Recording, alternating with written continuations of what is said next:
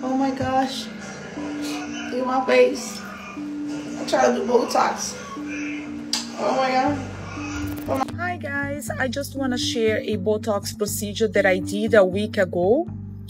Was injecting the wrong spot, so I ended up with a droopy eye and also a bigger eye. This is just me having a meltdown. I get married tomorrow, and the smile, everybody keeps walking by and looking at me like I'm weird. Depuis quelques années, on parle du Botox comme si c'était rien, une piqûre magique pour effacer les rides sans chirurgie. On le voit partout, dans les stories, les vlogs, même dans les cabinets d'esthéticiennes. C'est devenu banal, presque comme se faire une manicure un mardi matin. Mais derrière cette injection qu'on associe à la beauté et au luxe, il y a une histoire et des risques qui sont franchement assez surprenants et intéressants. Bon, c'est la Camille du montage, et juste, s'il vous plaît, regardez comment mon chat est beaucoup trop beau, mais surtout, regardez comment il fait le foufou là, et comment il s'amuse beaucoup trop bien, sauf qu'il y a quelques mois où il y a eu un incident à cause de ses croquettes. Et c'est pour ça que je souhaite vous mettre en avant le sponsor de cette vidéo qui n'est autre que Kats, la marque premium d'alimentation pour chats et que je remercie sincèrement. Il faut savoir que cet été, Beerus a eu une inflammation des intestins très douloureuse et le problème c'est qu'il mangeait plus du tout, il jouait plus du tout, il se cachait littéralement toute la journée et surtout il ne faisait plus du tout caca depuis plusieurs jours. J'ai donc évidemment emmené en urgence chez le vétérinaire et il a réussi fort heureusement à le soigner mais m'a expliqué en fait que sa fièvre et son inflammation étaient très certainement dû à ces anciennes croquettes qui ne sont pas assez nutritives et vraiment de très mauvaise qualité. Et donc cette vidéo est l'occasion de comprendre que l'alimentation de notre chat est très importante pour garantir en fait sa bonne santé au quotidien. Et Kats en fait adapte le menu de votre chat en fonction de ses goûts et surtout de ses besoins. C'est-à-dire par exemple le surpoids, un manque d'hydratation, qu'il soit senior, sensible ou même actif. Et d'ailleurs Beerus se régale de ses effilochés au poulet, au saumon et même des filets de thon et de poulet qui sont ses préférés, mais aussi de ses croquettes au poulet qui sont donc adaptés à ces problèmes. Mais comment ça fonctionne en fait concrètement? Après avoir rempli un questionnaire assez ludique pour établir le profil en fait de votre chat, vous recevrez un kit d'essai personnalisé de 15 jours. Et si votre poilu valide, vous pouvez alors basculer vers un abonnement flexible d'une boîte tous les mois ou tous les 2 mois et annulable à tout moment évidemment. Et tout comme Beerus, Kats a été adopté par 60 000 boules de poils et grâce à mon lien qui se trouve en description, vous pourrez bénéficier de moins 70% sur le kit d'essai, plus évidemment une livraison offerte avec mon code FOLKS. À la base, le Botox, c'est pas du tout un produit esthétique, c'est une toxine, une neurotoxine pour être plus précis, la toxine botulique, une substance produite par une bactérie appelée le Clostridium botulinum. Et cette bactérie-là, elle est responsable d'une maladie assez grave, le botulisme. Une intoxication alimentaire qui peut littéralement paralyser tes muscles. Ouais, on parle d'un poison capable d'arrêter ta respiration. Et c'est pas n'importe quelle toxine, c'est une des substances les plus puissantes au monde. Pour te donner une vague idée, la toxine botulique est environ 100 fois plus mortelle que le cyanure à dose égale. Et pourtant, c'est de ce poison qu'est né l'un des produits les plus utilisés au monde en médecine esthétique. Un paradoxe total finalement. Mais le mot botulique vient du latin botulus qui veut dire saucisse. Oui, saucisse. Parce qu'au 19e siècle, un médecin et poète allemand, Justinus Kerner, a observé une série d'empoisonnements mortels causés par des saucisses fumées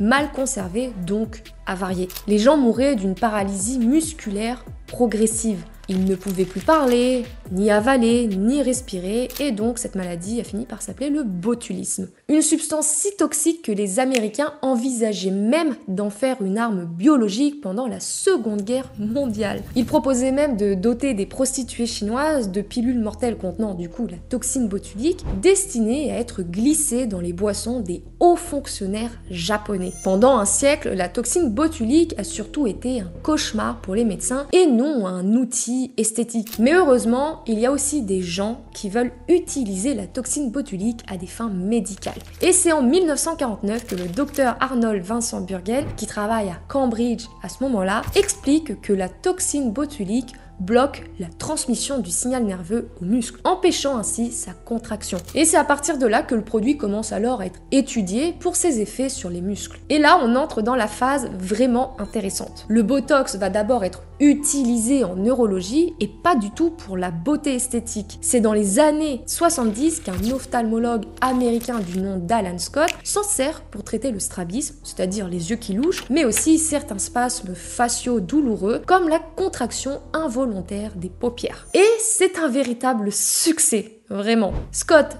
a donc pris la toxine, l'a purifiée et a commencé à l'injecter à des doses microscopiques. Les muscles se détendaient et les contractions involontaires diminuaient vraiment beaucoup. Scott et Gene Caruter se rendirent compte rapidement d'un truc, c'est que les personnes qui ont reçu ces injections pour traiter le strabisme et les spasmes faciaux ont la peau beaucoup plus lisse autour des zones injectées. Les rides du front, pouf, envolées. Et hop, y a plus rien.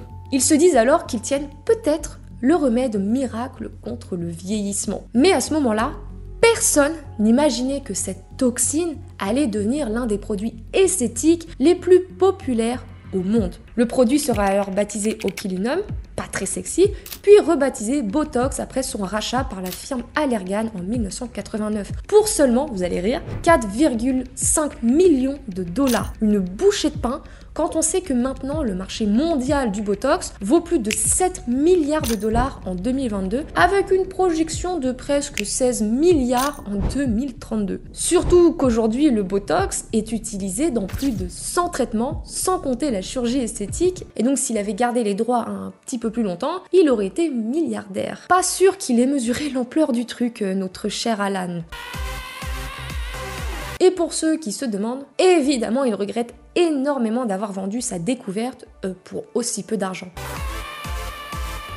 Si j'avais su, je ne l'aurais jamais cédé à Allergan, dit-il 20 ans plus tard. Le Botox, dans sa forme commerciale, c'est donc la toxine botulique de type A, produite par la bactérie Clostridium botulinum et qui a été ensuite purifiée. À dose très minime, elle bloque la libération d'un neurotransmetteur, l'acétylcholine. En bloquant l'influx nerveux dans un endroit bien précis, la jonction entre le nerf et le muscle. Dit plus simplement, en fait, elle empêche simplement les muscles de recevoir le signal qui dit à ce fameux muscle de se contracter et par conséquent de bouger. Résultat, le muscle ne peut ni bouger ni se contracter, il est donc au repos, ce qui fait que les rides d'expression s'estompe et que la peau paraît donc beaucoup plus lisse. Et là, c'est le jackpot. En 2002, la FDA aux États-Unis approuve officiellement l'usage esthétique du Botox pour les rides du front et les pas de doigts. Et depuis, l'industrie n'a plus jamais regardé en arrière, car c'est quand même devenu le traitement non chirurgical le plus pratiqué au monde. En 2022, on estime d'ailleurs qu'environ 7 millions d'injections de Botox ont été réalisées chaque année, à rien qu'aux États-Unis. Et la tendance est claire. De plus en plus de jeunes commencent tôt, parfois dès 20 ans, voire même 15 ans, préventivement. C'est ce qu'on appelle le baby botox. Le principe, s'injecter de toutes petites doses pour prévenir l'apparition des rides plutôt que de les corriger vers les 50 ans. En théorie, ça permet de garder des expressions naturelles tout en ralentissant les premiers signes du vieillissement. C'est en gros du gros la version light du botox traditionnel, pensée pour les jeunes, souvent même avant l'apparition des rides. Et c'est en train de devenir la nouvelle obsession de la Gen Z qui se propage sur les réseaux sociaux. Les jeunes influenceuses disent vouloir préserver leur visage avant qu'il ne se marque. J'ai refait mes lèvres avec de l'acide hyaluronique et j'ai aussi fait le botox au front. Du coup, je l'ai fait maintenant, à mon âge, parce que j'ai peur plus tard, vers 40 ans, 45 ans, d'avoir des rides. Le but, ce n'est pas de figer les expressions, mais au contraire, de prévenir les rides tout en gardant un visage qui reste mobile, vivant, donc assez naturel. C'est un peu la promesse du ni vu ni connu. Un moyen de mieux vieillir avant même que le vieillissement ne commence. Et forcément, ça séduit. Surtout dans une génération qui a grandi avec les filtres, les selfies, et donc cette idée que la peau doit être toujours lisse, uniforme et donc parfaite. J'ai 27 ans et aujourd'hui je vais faire mon botox, ça fait 2-3 ans que j'ai commencé à le faire. Mais derrière cette tendance, il y a quelque chose d'un peu plus profond. Le botox, avant c'était plutôt réservé aux 40 ans et plus, mais aujourd'hui, les patientes de 20 à 30 ans représentent une part de plus en plus importante dans les cabinets d'esthétique. Et certaines cliniques n'hésitent pas du tout à surfer sur cette tendance et à vendre ça comme une sorte de routine beauté à avoir absolument. Parce que oui, le baby botox mal dosé ou mal injecté, ça peut quand même créer des déséquilibres dans les expressions faciales du visage. Tu peux alors te retrouver avec une paupière tombante qui ne peut plus du tout bouger, le visage asymétrique, la paralysie aussi de la moitié de ton visage, mais aussi avoir un visage totalement figé dû à beaucoup trop d'injections de botox. Et surtout, il y a un risque plus discret, l'accoutumance. Car quand on commence jeune, on va vite s'habituer à un visage lissé et parfait. Et avec le temps, forcément, on veut le garder. On veut toujours avoir ce visage de bébé figé dans le temps. Mais le problème, c'est que le botox dure en général 3 à 4 mois. Et donc, on recommence encore et encore à remettre du botox pour toujours garder ce visage parfait, lisse, sans rides, sans imperfections.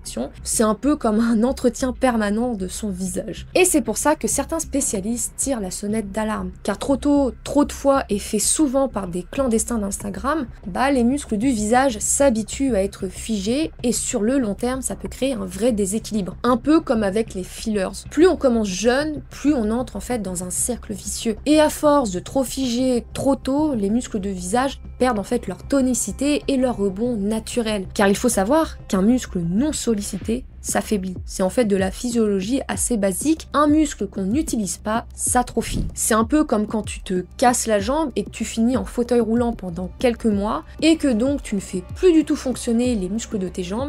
À la fin, ton muscle s'affaiblit et ta jambe est beaucoup plus fine. Donc ce qu'il faut comprendre, c'est que si tu bloques régulièrement ton front avec du botox ou tes yeux pendant des années, les muscles ils deviennent de plus en plus plats, donc de plus en plus faibles. Et paradoxalement, au lieu de paraître plus jeune, le visage finit par sembler plus vieux, plus vide avec des creux comme des fosses mais aussi des bosses, le visage qui tombe et qui se relâche et en fait qui a l'air plus bouffi avant l'âge. Plusieurs dermatologues parlent même d'un effet rebond, car après des années d'injections répétées, la peau semble plus fine, moins élastique et voire plus flasque, surtout autour du front et des yeux. Your muscles can atrophy over time. That means they can shrink and weaken. Think about it.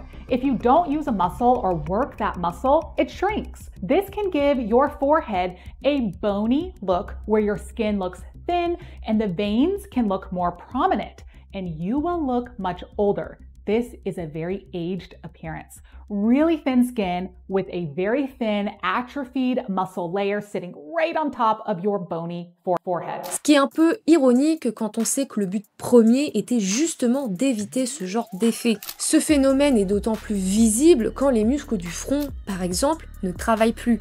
Le corps compense en utilisant d'autres muscles à côté où le botox n'a pas encore été appliqué.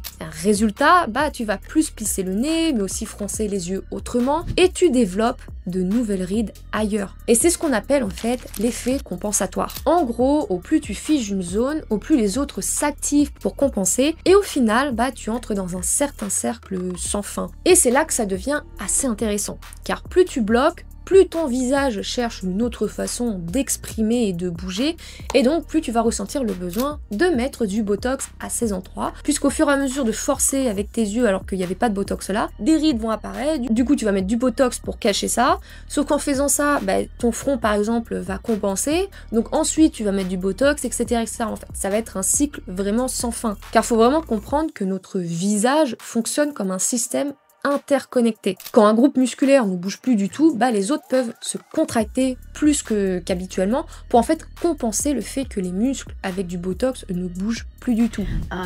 But if you're seeing more lines in your under eye region, like around the tear trough than you did before, it's because you're having muscle recruitment. So you're freezing these muscles here, and so other muscles are trying to compensate, and they're still trying to make your full expression and pull in right there. So you might see lines that you never saw before because these ones are frozen now. So donc un botox raté n'est pas à cause de la molécule elle-même, mais plutôt dans la façon dont le chirurgien va répartir correctement le Botox pour prendre en compte ce phénomène de compensation. Car chaque visage possède sa propre façon de s'exprimer, de froncer, de sourire ou de même lever les sourcils. C'est pourquoi la dose, le placement et la répartition des points d'injection doivent être adaptés à son visage et pris avec grand soin. L'objectif ici n'est pas du tout de figer le visage, mais plutôt de rééquilibrer les forces et les muscles du visage pour que le résultat soit en fait beaucoup plus naturel. Mais avant de paniquer, il faut rappeler que le Botox n'est pas du tout mauvais en soi. À la base, c'est un produit quand même utilisé dans plus de 100 indications médicales. Ce n'est donc pas un poison, c'est un outil vraiment très utile sur le plan médical si c'est bien utilisé et fait par les bonnes personnes. Et quand je dis ça, je parle pas de ta super copine sur Instagram qui a eu son diplôme en carton en 2 heures. Je parle bien sûr des vrais médecins ou chirurgiens qui ont fait de longues études pour pouvoir injecter ce genre de produits comme le Botox, l'acide hyaluronique ou autre, car des personnes sans diplôme peuvent te l'injecter au mauvais endroit, dans un nerf par exemple, et là hop, si ça tourne mal, le nerf peut être bouché et donc provoquer une nécrose quand même. Mais surtout, si la personne n'est pas qualifiée, elle risque d'injecter beaucoup trop de produits et pas du tout au bon endroit, ce qui peut avoir des conséquences dramatiques comme pour cette jeune femme par exemple. Une patiente arrive aux urgences de Nice. Elle ne peut plus respirer. Avec les jours aussi, ça paralysait. Au bout du moment, je ne pouvais même pas ouvrir la bouche. Pour parler, c'était très, très difficile. J'avais très peur. Je me suis dit, je ne vais pas réussir à vivre, je vais mourir. Dans un appartement, quelques jours plus tôt, la patiente a reçu des injections de Botox contre les rides chez l'une de ses connaissances.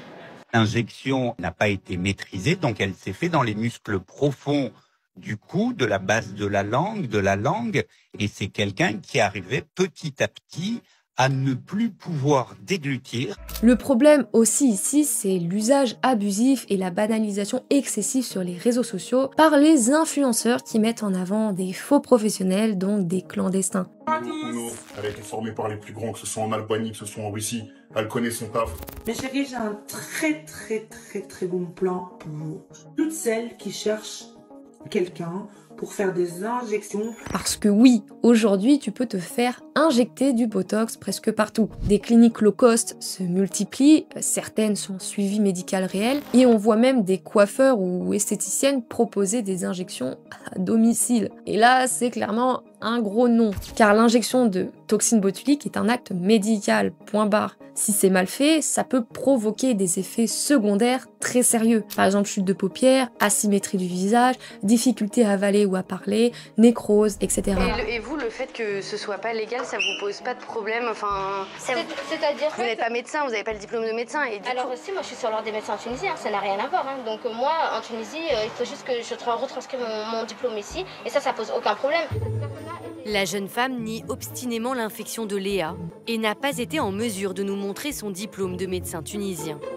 Puis ce n'est pas tout, car il y a quelques années, des fausses professionnelles sur Instagram, connues sous le nom des sœurs Botox, qui avaient 22 et 25 ans, avaient fait le tour des infos en France pour avoir fait des injections illégales à des centaines de personnes. Et pour mettre en confiance toutes ces clientes, elles se faisaient appeler sur Instagram Dr Lougain et avaient aussi accroché des faux diplômes dans le cabinet qu'elles louaient. Le problème, c'est que des dizaines de clientes ont eu des effets secondaires très graves à cause d'injections dont le produit était périmé ou toxique. À 53 ans, Benoît va devoir subir une opération pour tenter de réparer son visage. Vous avez ce côté-là qui tombe complètement.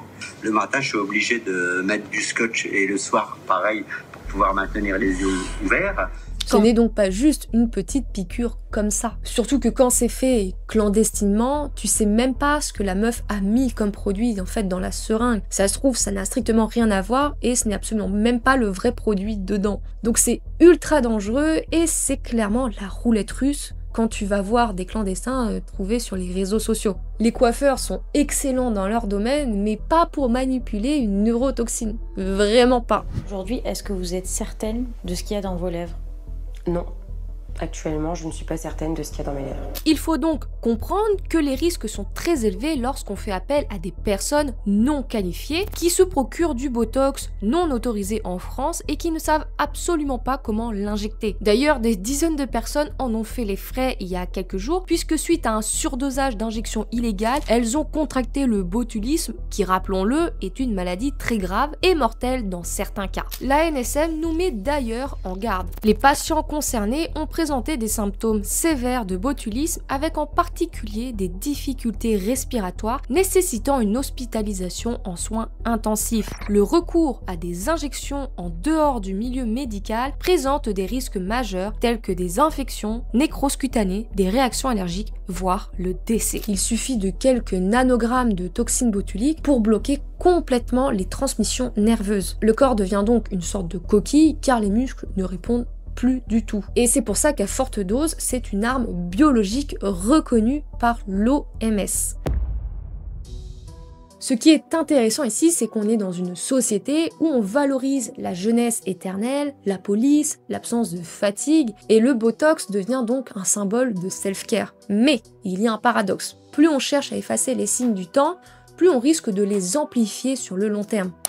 Alors non, le Botox n'est pas un monstre ni un miracle, c'est un outil. Et comme tout outil, il dépend de la main qui le tient, du regard qu'on pose sur soi et de la raison pour laquelle on souhaite en faire. Et comme toujours dans l'esthétique, tout est question d'équilibre. Le vrai luxe peut-être, c'est pas d'avoir un front lisse à 25 ans, c'est d'arriver à se regarder dans le miroir sans avoir envie d'y toucher. En tout cas, je vous remercie sincèrement encore une fois d'avoir regardé cette vidéo en entière et n'hésitez pas à vous abonner et à liker, ça serait super pour soutenir la chaîne pour qu'on puisse enfin dépasser les 10K. Merci, la bise.